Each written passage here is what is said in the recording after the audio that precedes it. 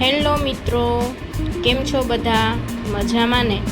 મિત્રો, આજે આપણા એક સબસ્ક્રાઈબર જેઓ હિમાચલ પ્રદેશમાં કાંગડા જિલ્લામાં દર્શનાર્થે ગયેલા છે, તેઓએ આપણને આ વિડીયો મોકલેલો છે, જ્યાં તેમણે બે મંદિર, જેમાંથી એક બૈજનાથ મંદિર અને એક મહાકાલ મંદિર, આ બંને મંદિરની મુલાકાત લીધેલી હતી અને તેઓએ આપણને વિડીયો સેન્ડ કર્યા છે.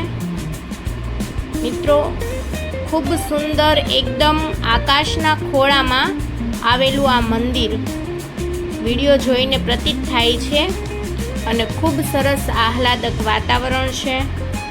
13મી સદીમાં બનેલું આ ઐતિહાસિક મંદિર છે, જે ભગવાન શિવને સમર્પિત છે અને આ જલકુંડ તમે જોઈ શકો છો. મિત્રો, અહીં બીનવા નદીનો કિનારો આવેલો છે અને આ નદી કિનારે જ આ નાગર શૈલીમાં સ્થાપત્ય કરેલું જોવા મળે છે, આપ જોઈ શકો છો. આગળ મિત્રો આપણે નદીનો પણ થોડો વ્યૂ બતાવવાના છીએ, એટલે વિડીયોમાં છેક સુધી બનેલા રહેજો. ખૂબ ઊંચાઈ ઉપર મિત્રો આવેલું છે અને આમાં શિલાલેખો પણ જોવા મળે છે. આ શનિદેવના આપ દર્શન કરી શકો છો.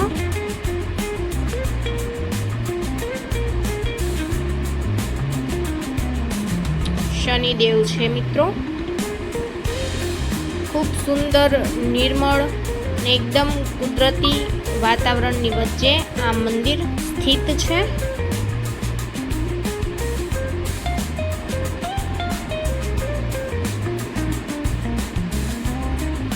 હિમાચલ પ્રદેશ ઉત્તર ભારતમાં આવેલું છે અને તેનો કાંગડા જિલ્લો. મિત્રો, તમે આ મંદિરનું બાંધકામ જોઈ શકો છો, એકદમ જૂના પથ્થરમાં કરેલું જોવા મળે છે, પરંતુ 13મી સદીથી લઈને આજે 21મી સદી ચાલી રહી છે, તેમ છતાં આ મંદિર અડીખમ ઊભેલું જોવા મળે છે.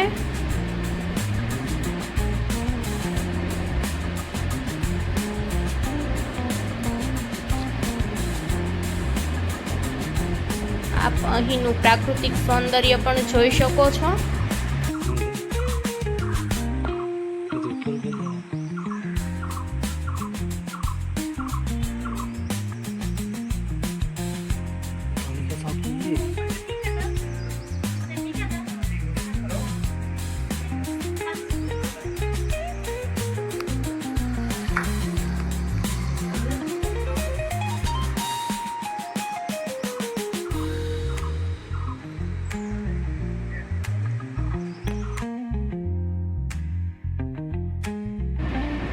મિત્રો, બૈજનાથ મંદિરથી 3-4 કિલોમીટર દૂર આવેલું આ મંદિર મહાકાલ મંદિર છે.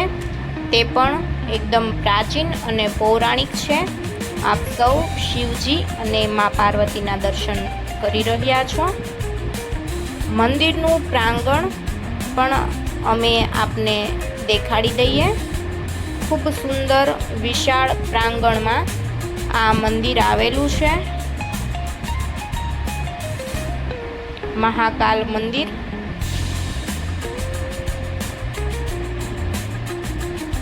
મિત્રો, જો તમે ઉત્તર ભારતમાં, એમાં પણ ખાસ કરીને હિમાચલ પ્રદેશમાં ફરવા જાઓ તો આ ઐતિહાસિક મંદિરની ચોક્કસથી મુલાકાત લેજો, કારણ કે અહીંયા જ્યારે વાદળોની વચ્ચેના વાતાવરણમાં, અને મિત્રો આ કુંડ છે જેમાં સ્વયંભૂ પાણી આવેલું જોવા મળે છે. તો મિત્રો, અહીં ચોક્કસ મુલાકાત લેજો અને સ્વર્ગમાં આવી ગયા હોય તેવો આહલાદક અનુભવ માણજો.